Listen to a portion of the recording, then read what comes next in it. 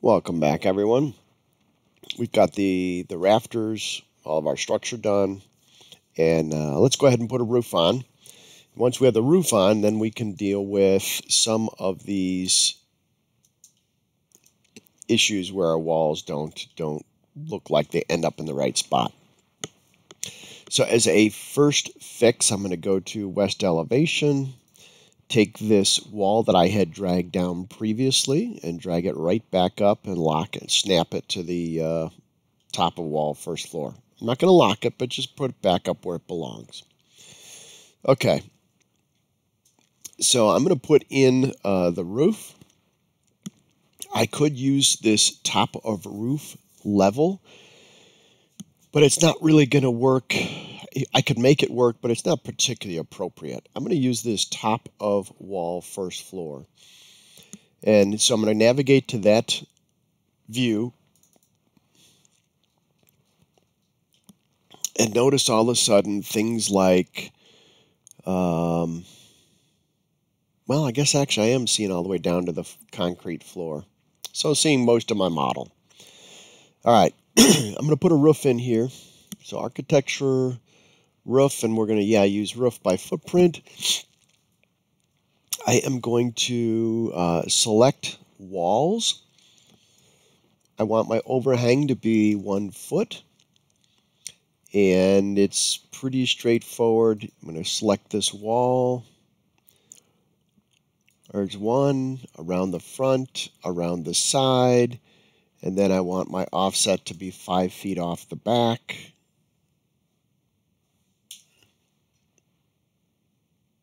Yeah, there's my 5 feet. Okay, so all 4 of my walls currently have slope attached to them. So I'm going to uncheck my left and right. So I select those and uncheck that it defines as a slope. Then I'm going to check the back and the front and change my slope to 412. Click apply, and I'm ready to finish my roof. And notice we have this generic 12-inch roof, and if we go look at it, it looks pretty convoluted. It also completely obliterates the structure. What I do want to highlight is if I go and navigate to the west elevation, the roof, notice where its line is at the wall, it is exactly at this top of first floor. And that's the way the roofs work. And that's fine. So what I want to do, though, is I only want my roof to be resting on top of the rafters. So we've got some work to do. So to start, let's go define what our roof structure is going to look like. So I'm going to edit type, duplicate, and I'll just call this one shed roof, and edit my structure. And I need to add some items here. So on a roof, I'm going to have some sheathing, and I'm going to expect that sheathing to be inside the core. So here, I'm going to use PLY, plywood sheathing. I don't ever need to see a surface pattern. I'd like to see a cut pattern. And let's see if I have a good option for a cut pattern. Not really seeing one.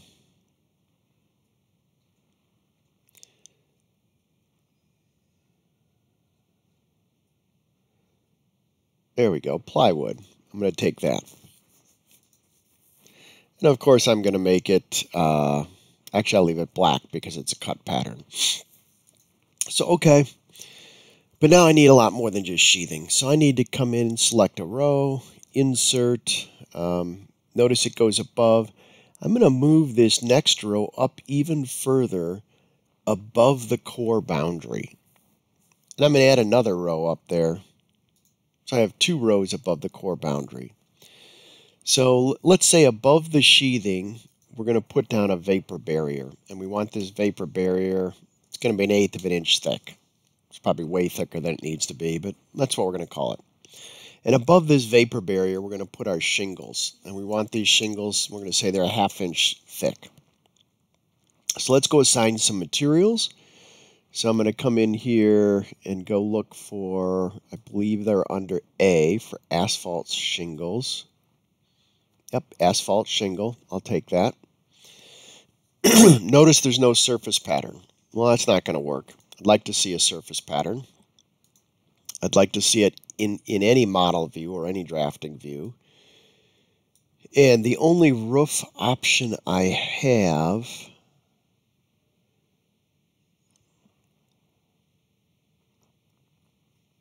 doesn't look real practical.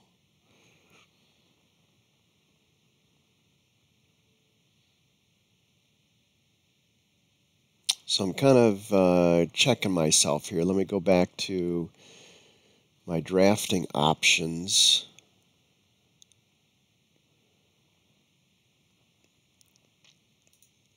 I don't really like the look of that one, but I'll take it. It's a shingle.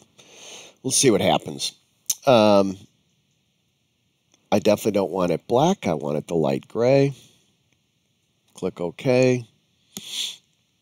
And I now have asphalt shingle. I certainly don't need a surface pattern for this vapor barrier. So let's see if I do, how about VAP? There it is, vapor retarder. I have no surface pattern, and that's fine because it's never going to show. A cut pattern, I don't believe I need. It's only 1/8 of an inch. Lines literally are all that are going to show. So I'll click OK. And I have a roof that sort of makes sense. The last thing I'll adjust is the thickness of my plywood. I'm going to use 5/8 inch thick plywood. Click OK. OK again. And now notice, while the roof isn't so thick anymore, it's also not at the right elevation. I navigate to the west, and I can see that basically my roof is way too low. So what I want to do is I want to adjust my roof up. And what I do know is that the roof needs to be, the bottom of the roof needs to be exactly at the top of the rafter sitting right here. So let's see, I'm going to draw some lines and measure something. So there's a nice snap. Actually, I'll just kind of draw some longer lines and just take a dimension and see what this number is. And it's 6 inches and 61/128. Pretty close to 6.5, I think. So I'm going to select my roof and adjust its Z offset, base offset from level. And I want it to be 6 and 61/128 higher. And yeah, I got that in feet. So 6 inches, whoops, 6 inches and 61/128. See if that'll work. Doesn't like that either. How about if I enter it this way? There we go. So you can see the roof lines up exactly on top of the rafter. And notice, because we brought our roof 12 inches and our rafter a little closer to 11 inches, when we come over here, the water falls off the roof as opposed to falling along this fascia. Okay, so what's next? Let's take a look at this in 3D. There's our roof, and we have some walls that it's time to extend up. So this is a perfect time to talk through this, because the only wall we have is the framing wall. And in construction, this framing wall and this edge of the rafter form the framing that's going to hold the sheathing. So the only piece of a wall that would extend all the way up to the roof would not be the framing. It would only be an exterior finish wall. And so at this point, it's time to create the wall types and place in these finish walls, and we can extend just the finish wall portion up to the roof. So I think what I will do is I will close this session out of the roof, and then we'll finish up with placing these finish walls around the side of our shed. Hope this is helpful, and we'll see you in the next session.